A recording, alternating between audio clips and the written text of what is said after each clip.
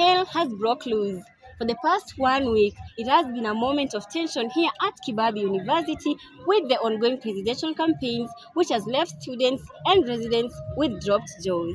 Naam Sharon, kampeni za mwaka huu zimeshuhudia sura mpya, nguvu mpya na waongozi wapya, huku kila mmoja akitoa ahadi zake kwamba kila ambacho anafanya, kila ambacho atatekeleza, atahakikisha kwamba chuo cha Kibabi kinaendelea mbele. Lakini changamoto zimetokea, kumekuwa na vurugu, kumekuwa na vikwazo ambavyo vimefanya masomo ya wanafunzi yaendelee vipasavyo. And as a result of that, police officers have been forced to flood into the institution and its surrounding for the safety of students, residents and business people around.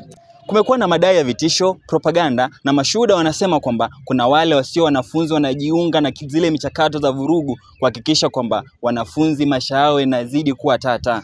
The two rivalry groups appear to have a huge number of supporters since the beginning of the campaigns, struggle to appear at the top. Kumbuka kwamba Sharon, ni msimu tu wa kampeni ndipo watu wanasahau kuishi hatihati na za hapa na pale, vuta ni vute huku, toroka ni torokee huku ule kwingine. Hali hii na zile zingine zote tunaenda kuziongelea katika klipu hii. Mimi ni Gad Wabwile, Professor Wabwile Gad, nikiwa na mwenzangu. And my name is Sharon Bidolo. Join us for more about these political upheavals here at Kibabi University.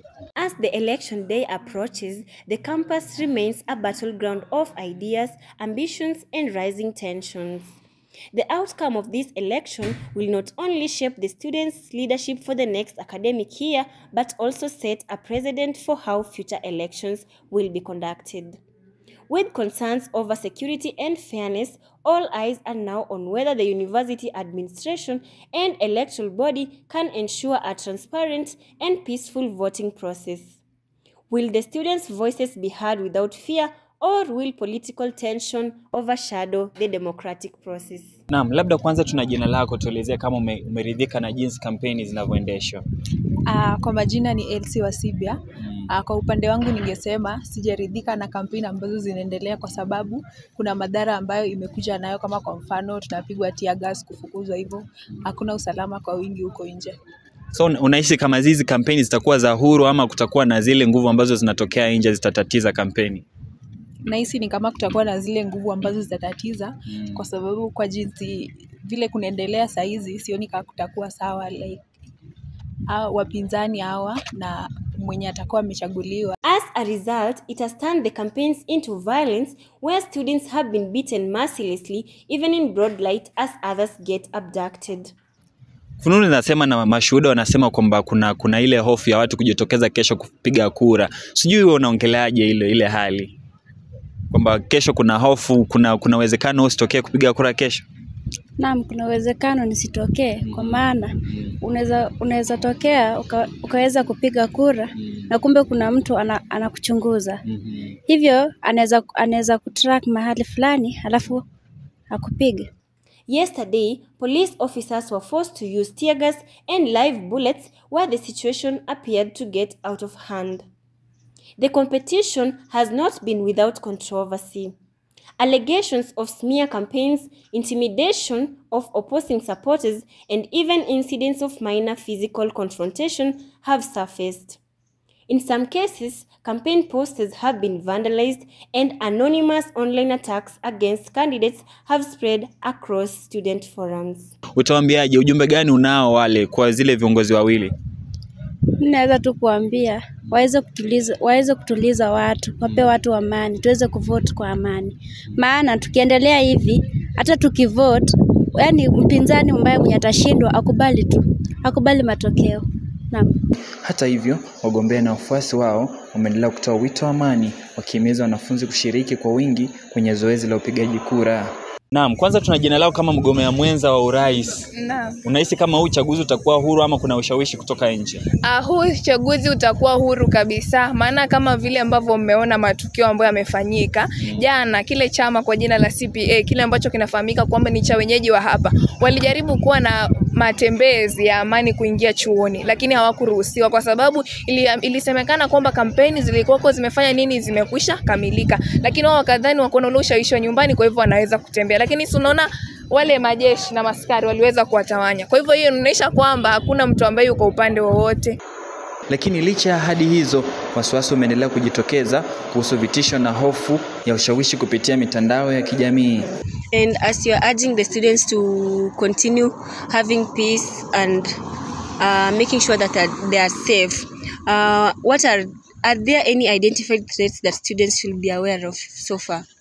Yeah, of course there are many threats, more so when you see on the platform, famously known as in this school as Masafara Wakibu. So in that platform you see some students threatening others of our alliance, saying that some of them, the other alliance will come to vote early in the morning so that they block our voters so that they don't come and vote in our leaders.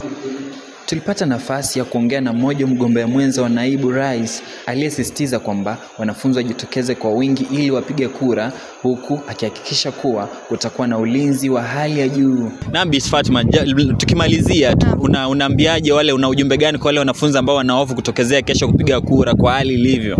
Watu wasikuwa na hofu. Nimwambia tumetoka katika mkutano wa amani kwamba amani itakuwa kuanzia saa jioni mpaka kesho saa 10 asubuhi mpaka jioni. Majeshi yanaenda kuwa kila mahali, maafisa wa usalama, tunahakikisha kwamba usalama unaenda kwa, hakuna mtu atakayepigwa. Kuna ile msemo ambao anaita mipini. Hakuna mipini, hakutakuwa na mipini, hakutakuwa na chochote. Watu wajitokeze, wakuje wa support wale viongozi ambao wanajua hawa wako na yale masuala ya wenyewe wanasema comrades at hand. Kwa hivyo nawatakia uchaguzi wa amani. Amesema kwamba kama viongozi watasimama kidete kudumisha amani, na kuwa kuna kikao kilitokea leo ya kuhakikisha kwamba wanaendelea kusambaza kampeni za amani. Kuhusu hofu ya kutokuwa na amani baada ya uchaguzi, naibu mkuu huyu amehakikisha kwamba kutakuwa na utulivu na kuwa wanafunzi watisitie hofu, kwa sababu pande ile ambayo itapita kura itahakikisha kwamba inaleta amani baina ya wanafunzi. Na uendapo utachaguliwa, kama chama chako kitapita, utatumia mbinu gani kuhakikisha kwamba kunakuwa na amani kati ya pande zote mbili?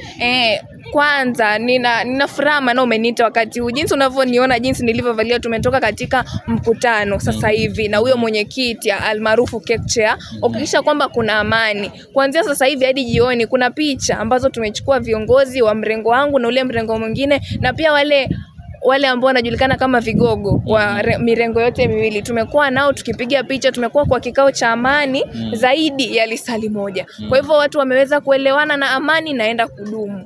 Naam, hivyo ndo hali halisi ilivyo, na kama vile maantiki anasema kwamba na wale wenye macho wameona. Kumbuka kwamba kuna jamaa fulani aliyetokea kutafuta pesa sana kwa hali hai yake ya ujana, akatokea kupata zile pesa wakati wa uzee, akajenga ghorofa kubwa sana, lakini akashia tukulala sebuleni kwa kukosa nguvu ya kupanda juu. Sharon. This is what has been going on here at Kibabii University, and it's upon the students to make their final decision to vote in for leaders who are competent enough and able to promote peace. But the big question remains, who will take the crown home? My name is Sharon Bidolo. Niwakumbusheni tu kwamba wale wote wanafunzi ambao wanajikita katika mchakato wa kupiga kampeni wasisahau kuishi. Ni Professor Gad Wabwile. See you next time.